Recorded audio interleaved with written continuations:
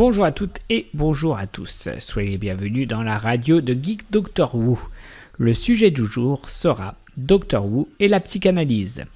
Encore une fois, dans cette radio, comme pour Twin Peaks, je ne vais pas parler de l'aspect classique de la série Doctor Who, car on trouve ce qu'il faut sur YouTube. Je vais m'intéresser uniquement à l'aspect psychologique de cette série et à la complexité du personnage central. On va aussi analyser son âme, nos âmes, donc son histoire de vie personnelle qui représente notre inconscient collectif et qui peut correspondre aussi à notre histoire globale. N'oublions pas qu'il ne s'arrête jamais car il cherche lui-même à comprendre le sens de la vie et de la mort, comme nous tous et toutes d'ailleurs. Ajoutons à cela qu'il oublie souvent une partie de son passé à cause de ses différentes régénérations. Vie et mort successives. On va donc approfondir tout ça. Pour commencer, on peut se demander qui est vraiment le Doctor Who ou Docteur qui en français. Le plus amusant, c'est que la réponse se trouve dans la question. Je vous laisse donc y réfléchir. Pour revenir à ce docteur du temps qui passe ou pas, on sait qu'il n'est pas très humain, car il possède 2 cœurs. Mais même lui-même, au cours de la série, ne connaît pas vraiment son point d'origine, ce qui est paradoxal en soi. On sait aussi qu'il a volé un TARDIS, une machine à voyager dans l'espace et le temps pour fuir de la planète Gallifrey. Il pense que c'est sa planète natale, ce qui n'est pas vraiment le cas. On saura tout ça plus tard dans la série. C'est aussi une bonne personne, et il aime sauver des créatures de monde et d'univers qu'il visite. S'il le peut, car il ne contrôle pas la vie ni la mort. Son inverse se nomme le Maître, The Master. C'est un personnage aussi intelligent que le Docteur, mais mauvais car il souffre énormément. Il n'est que folie, haine, agitation, colère, peur, etc. À travers le Doctor Who et le Mastermind, nous pouvons retrouver l'univers que nous connaissons tous et toutes, avec ses constructions et ses destructions. D'ailleurs, parfois, on se sent étranger dans notre propre monde ou étranger à notre propre famille ou nos amis. C'est un aspect important dans l'analyse inconsciente de nos psychismes respectifs. Donc, de nos histoires de vie personnelle aussi. N'oublions pas que notre vie n'est pas celle des autres et que parfois des gens ne nous comprennent pas toujours ou ne nous comprennent plus du tout. Mais revenons au Doctor Who. Il se laisse porter dans l'espace et le temps grâce à son TARDIS, vaisseau spatial et temporel qui se cache de la vue des gens grâce à une couverture caméléon. En gros, c'est un surfeur de l'espace qui surfe sur une vague céleste comme un dieu. Étoiles, soleil, lumière, sous toutes ses formes, incarné dans un corps physique, donc incarné dans de la matière comme le Christ. C'est pour ça maintenant que je vais aborder l'aspect divin du Doctor Who.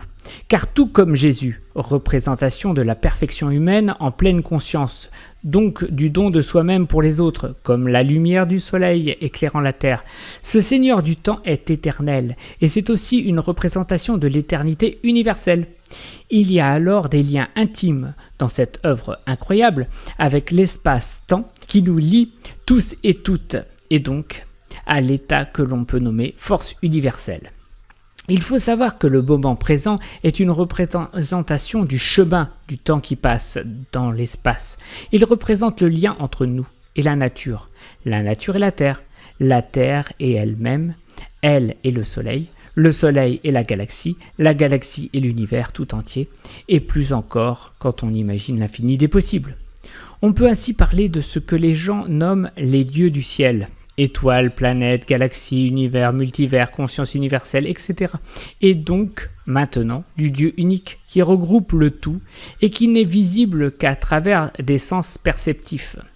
Il se trouve donc partout, dans tout, et c'est aussi une force d'équilibre de 2 pôles opposés et complémentaires, comme l'homme et la femme, le plus et le moins, le maître et le docteur, etc. On peut nommer ce Dieu lumière parfaite, car il ou elle connaît aussi tous les aspects de l'obscurité, ou hors des alchimistes, ou encore quintessence divine, donc l'amour ou l'âme aour de tout pour tout, et contre la haine grâce à la paix intérieure et extérieure, s'opposant à l'agitation pour une rectification globale. Reprenons l'analyse psychanalytique du Dr Who. Il voyage souvent avec des amis d'aventure car il n'aime pas la solitude dans son TARDIS. Et dans presque chaque voyage, il change de compagnon de route. Un peu comme nous dans l'existence, quand on voit des gens qu'on ne voit plus ensuite. Parfois, il les garde ou les retrouve plus tard ou plus tôt, sans même les reconnaître, car il ne les connaît pas encore à un moment de la série. C'est un des effets du temps qui passe, comme un ruisseau, sur les rouages d'une matrice, donc d'un système, ce qui est amusant. La spécificité du Dr Who, c'est de se souvenir de toutes ses vies. Mais il lui arrive aussi d'oublier des parties comme un amnésique. Parfois, ça peut lui revenir quand il cherche dans son inconscient. C'est un personnage très complexe, avec d'innombrables facettes, ce qui le rapproche de notre univers visible d'ailleurs.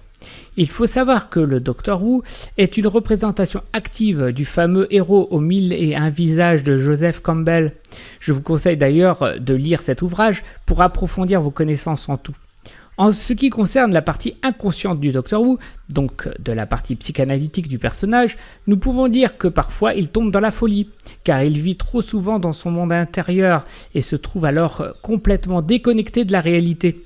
Il peut ainsi paraître étrange ou fou furieux pour ceux qui le voient pour la première fois dans un épisode, car nous rentrons au cœur même de son inconscient et de son intimité personnelle, au centre même du monde des rêves de l'homme et de la femme, et peut-être plus encore, mais ça c'est une autre histoire. Le Dr Who nous ouvre la porte de son imagination intérieure, qui est parfaitement représentée par la porte de son TARDIS, sorte d'arche d'alliance entre Dieu-Lumière, étoile, au centre de la machine, et matière, représentée par le Doc, les Cybermen, les Daleks et autres créatures de son univers psychique. Donc, la porte de son monde imaginaire ouvre sur un univers matriciel.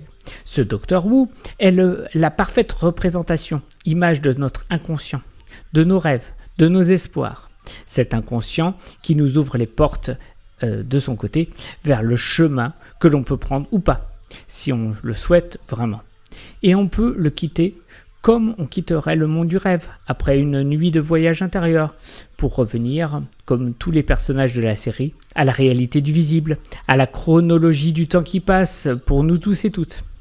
Quand on regarde le ciel la nuit, nous sommes souvent plongés dans nos rêveries.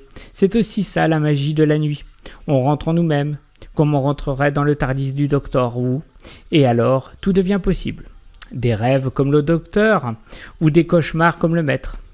Nous sommes toujours dans cette éternelle dualité, car la perfection n'est pas de cet univers visible, et tout le monde le sait plus ou moins. On peut même se demander si cet univers n'est pas là pour tout rectifier, tout améliorer, et que ce fameux docteur, cet inconscient qui nous déroute parfois de toute éternité, ne serait pas en vrai qu'un simple catalyseur de nos transmutations respectives, ce qui représente, par contre, pas du tout la simple transformation d'un être. Bref, je vous recommande vivement de voir cette série originale et merveilleuse, car je pense qu'elle pourra vous ouvrir les portes de la compréhension de tout, ce qui nous entoure et nous construit. Je vous souhaite alors une merveilleuse éternité, car qui sait, cette histoire est peut-être la mienne, peut-être la vôtre, peut-être la nôtre. Au revoir. C'était la radio de Geek Dr Who sur le chemin des vivants et des morts.